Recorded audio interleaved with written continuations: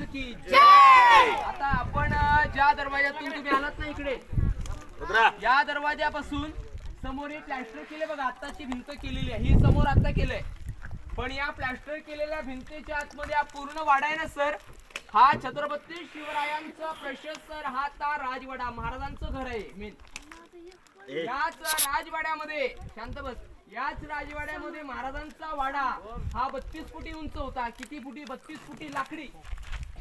मग कल्पना करा, दुमजली राजांचा वाडा असताना रायगडाचा वैभव कसा असेल. आणि याच वाड्यामध्ये आपल्या महाराजांनी जो प्राण सोडला, तुम्हाला तारीख माहिती पाहिजे, 3 एप्रिल 1686, वार होता शनिवार, हनुमंत जयंतीचा दिवस, 12चा प्रहर. आणि 12च्या प्रहरास आपल्या लाडक्या राजाने या सर चौथऱ्यावरती प्राण सोडला. म्हणून ते वरती चढायचं नाही, या चौथऱ्यावरती प्राण सोडला.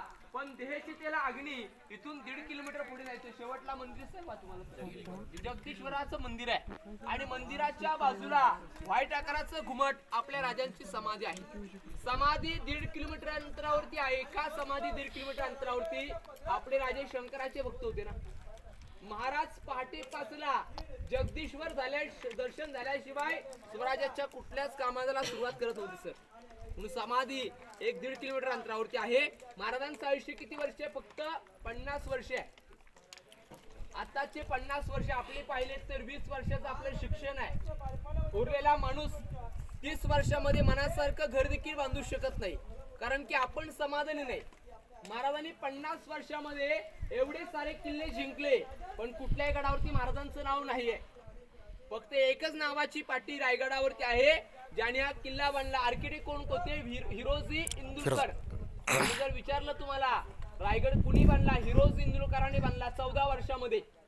बांधताना सर स्वतःच घरदार वाडा विकला. असे आर्किटेक्ट महाराजांनी एकत्र केले. आज कल्पना करा, रायगड किल्ल्याच्या बांधकामाला 400 वर्ष पूर्वी झालेत. हे 400 वर्षापूर्वीचं बांधकाम आहे, अजूनही जसंच्या तसं बघायला मिळते. कारण की याच्यामध्ये बांधायला काय वापरलंय? चुना माहिती असेल तुम्हाला, माहिती आहे ना? चुना, गुळ आणि शिस. शिस म्हणजे लीड. हे 3 एकत्र मिश्रण करून गडाचं बांधकाम केलेलं आहे. येथे महाराजांनी प्राण सोडला. आणि याच्या बाजूला जा, एवढ्याने जागा होणार नाही म्हणून इथून माहिती आहे.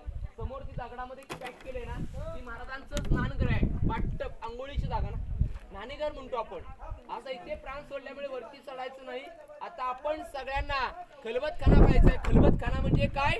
गुप्त चर्चेची रूम. महाराजांचे हेर कोण होते? बहिर्जी नाईक, त्यांची खोली. आणि महाराजांच्या काळातल्या गुप्त चर्चेची रूम पाहिला. इथून आपल्याला जायचंय खलबतखान्याकडे. आता खलबतखान्याकडे प्रवेश करतापूर्वी आपण ज्या चौथऱ्यावरती बसताय ना सगळेजण, हे महाराजांचं स्वयंपाकघर आहे, किचन. आपण स्वयंपाकघरावरती बसलेलो आहोत. महाराजांच्या काळात इथे जेवण बनवलं जायचं. स्वयंपाकघर महाराजांच्या समोर का?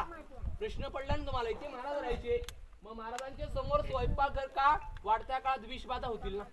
विषबाधा म्हणजे पॉइझन, कोण विष घालू शकतं. म्हणून महाराजांच्या समोर स्वयंपाकाचं खोली बांधलेली आहे. हे स्वयंपाकघर पाहिलं. आता आपण महाराजांच्या काळातला हिरकणी बुरुज, रायगडावरचा खलबतखाना पाहिला. इकडून जायचंय आपण, इथून पुढे जाऊया. सगळ्यांनी सावकाश या, घाई गडबड करायची नाही, सावकाश.